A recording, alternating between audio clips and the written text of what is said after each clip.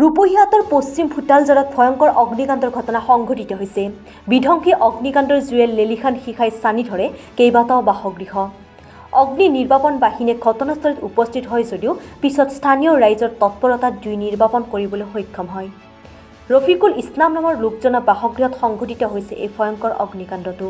লগতে গুৰুতৰভাৱে আঘাতপ্ৰাপ্ত হয় ৰফিকুল ইছলাম নামৰ লোকজন। বিদ্যুতৰ শ্বৰ্ট চাৰ্কিটৰ ফলত এই অগ্নিকাণ্ডটো সংঘটিত হোৱাৰ সন্দেহ স্থানীয় ৰাইজৰ। এই বিধ্বংসী অগ্নিকাণ্ডত ভস্মীভূত হয় কেইবা লক্ষাধিক টকাৰ সা সম্পত্তি। জুৰিয়াৰ পৰা আজিজুৰ ৰহমানৰ ৰিপৰ্ট ANN নিউজ। ৰূপহীহাটৰ পশ্চিম ফুটালজৰাত ভয়ংকৰ অগ্নিকাণ্ডৰ ঘটনা সংঘটিত হৈছে। বিধ্বংসী অগ্নিকাণ্ডৰ জুয়ে লেলিখান শিখাই ছানি ধৰে কেইবাটাও বাসগৃহ। অগ্নি নিৰ্বাপন বাহিনীয়ে ঘটনাস্থলীত উপস্থিত হয় যদিও পিছত স্থানীয় ৰাইজৰ তৎপৰতাত জুই নিৰ্বাপন কৰিবলৈ সক্ষম হয়। ৰফিকুল ইছলাম নামৰ লোকজনৰ বাসগৃহত সংঘটিত হৈছে এই ভয়ংকৰ অগ্নিকাণ্ডটো। লগতে গুৰুতৰভাৱে আঘাতপ্ৰাপ্ত হয় ৰফিকুল ইছলাম নামৰ লোকজন। বিদ্যুতৰ শ্বৰ্ট চাৰ্কিটৰ ফলত এই অগ্নিকাণ্ডটো সংঘটিত হোৱাৰ সন্দেহ স্থানীয় ৰাইজৰ। এই বিধ্বংসী অগ্নিকাণ্ডত ভস্মীভূত হয় কেইবা লক্ষাধিক টকাৰ সা সম্পত্তি। জুৰিয়াৰ পৰা আজিজুৰ ৰহমানৰ ৰিপৰ্ট ANN নিউজ। ৰূপহীহাটৰ পশ্চিম ফুটালজৰাত ভয়ংকৰ অগ্নিকাণ্ডৰ ঘটনা সংঘটিত হৈছে। বিধ্বংসী অগ্নিকাণ্ডৰ জুয়ে লেলিখান শিখাই ছানি ধৰে কেইবাটাও বাসগৃহ। অগ্নি নিৰ্বাপন বাহিনীয়ে ঘটনাস্থলীত উপস্থিত হয় যদিও পিছত স্থানীয় ৰাইজৰ তৎপৰতাত জুই নিৰ্বাপন কৰিবলৈ সক্ষম হয়। ৰফিকুল ইছলাম নামৰ লোকজনৰ বাসগৃহত সংঘটিত হৈছে এই ভয়ংকৰ অগ্নিকাণ্ডটো। লগতে গুৰুতৰভাৱে আঘাতপ্ৰাপ্ত হয় ৰফিকুল ইছলাম নামৰ লোকজন।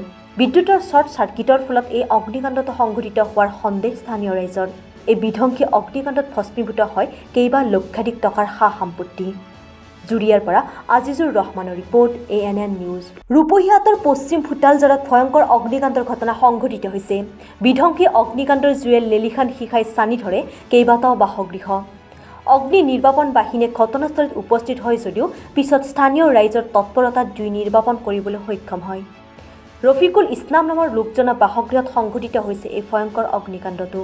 লগতে গুৰুতৰভাৱে আঘাতপ্ৰাপ্ত হয় ৰফিকুল ইছলাম নামৰ লোকজন। বিদ্যুতৰ শ্বৰ্ট চাৰ্কিটৰ ফলত এই অগ্নিকাণ্ডটো সংঘটিত হোৱাৰ সন্দেহ স্থানীয় ৰাইজৰ। এই বিধ্বংসী অগ্নিকাণ্ডত ভস্মীভূত হয় কেইবা লক্ষাধিক টকাৰ সা সম্পত্তি। জুৰিয়াৰ পৰা আজিজুৰ ৰহমানৰ ৰিপৰ্ট ANN নিউজ। ৰূপহীহাটৰ পশ্চিম ফুটালজৰাত ভয়ংকৰ অগ্নিকাণ্ডৰ ঘটনা সংঘটিত হৈছে। বিধ্বংসী অগ্নিকাণ্ডৰ জুয়ে লেলিখান শিখাই ছানি ধৰে কেইবাটাও বাসগৃহ। অগ্নি নিৰ্বাপন বাহিনীয়ে ঘটনাস্থলীত উপস্থিত হয় যদিও পিছত স্থানীয় ৰাইজৰ তৎপৰতাত জুই নিৰ্বাপন কৰিবলৈ সক্ষম হয়।